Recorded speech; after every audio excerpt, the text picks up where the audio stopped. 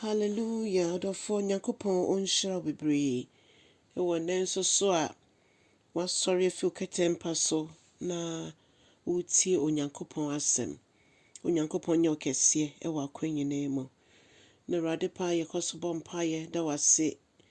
Akwanya wode adom yɛ ɔma yɛ da nkwa eni awieyɛ ewo mu. Kɔsoara na dom yɛ wakwankyerɛ. Emra yɛtie wasɛm mu asɛm yi enkasa nkyerɛ yɛn. Na wie yɛn de nonyam hyɛ ma udin kronkron no. Yɛda wase bebree wɔ Jesus Christ dim ne abɔ mpaeɛ. Amen.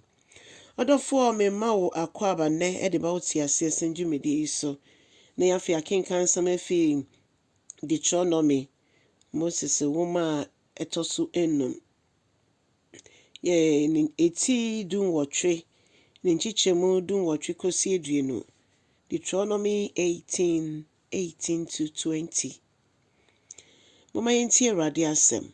Ɔse, mepagya odiyifuɔ foforɔ te sɛ wo ama Israel ma. Na mede me nsɛm bɛhyɛ n'anum na ɔno ɔbɛka kyerɛ me nkurɔfoɔ. Ɔbɛka bibia maka bia ana mahyɛ ne bia akyerɛ me man Israel. Ɔdɔfo Nyankopɔn ani Moses kasa wɔ ha se. Na ebribia Moses Onyankopɔn ma ɔne Israel ma no ɛbɛn bipo efren Sinai no. Nyame kasa yɛ no mohu ogya no musuroi pa. Nti ɔmansɛm ne sɛ yɛde enyi ne sɛ betimi abɛn Onyankopɔn.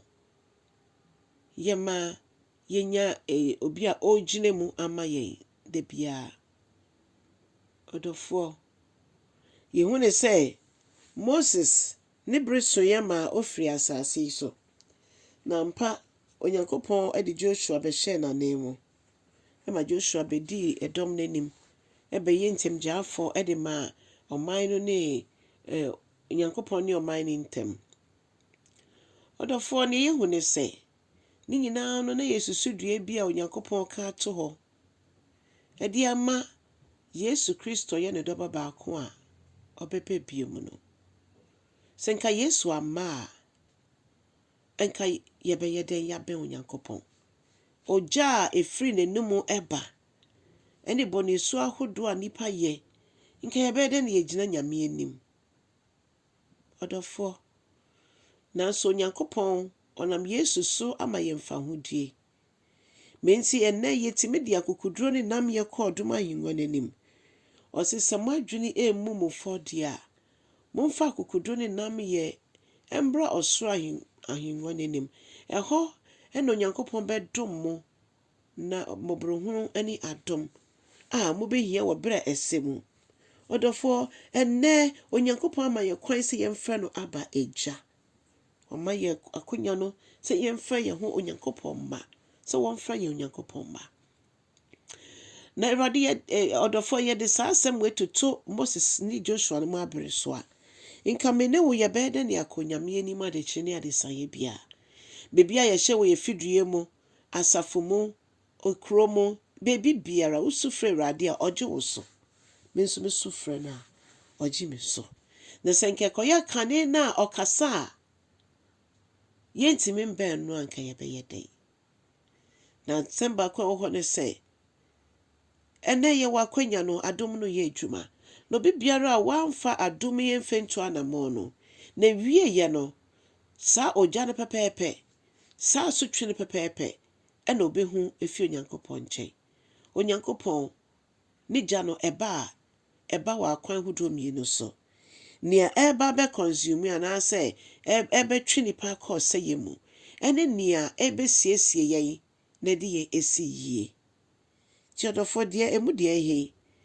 Nea ehu no a de nipa kɔ sɛyɛ mu no. Ɛno na wofa. Ana wofa deɛ ɛbɛsiesie wo. Ɛbɛsiesie yɛn ma yɛtimi agyina yɛnante wɔ kronkron yɛ mu. Aso Awurade ani.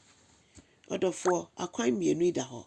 Na mmom media ne sɛ nka wɔfa Yesu Kristo sɛ Awurade ne kragye nkwa. Na ɔde ne gya na ɔde te ne ma ho no. Ɔde atew ho ama wasa fata sɛ yɛfrɛ wɔ Onyankopɔn ba. Na no akyi no Nyame adom na kurakura yɛ ma yɛnyini wɔ ne mu. Yɛn nso yɛtimi akyerɛkyerɛ afoforo. Atwe akra me Awurade. onyankopɔn hyira sɛ wagyae wo ho mu saa ma no na ɔbɛkɔ so ayɛ n'adwuma afa wo so. Onyame nyɛ ɔkɛseɛ no ntrɛ w'ahyia mu na ɔma no nsi wo yie ɛwɔ Jesus Christ din mu. Wankyɛ no sɔne n'ani onyam mu a yɛmu biara nyɛ ɔyeraba. Kɔ so kyɛ asɛm na subscribe nso na yɛn nyinaa yɛmbɔ mu yɛ n'adwuma yi ɛfa nhyɛ n'anuonyam ɛwɔ Jesus Christ din mu. Amen ɛne amen.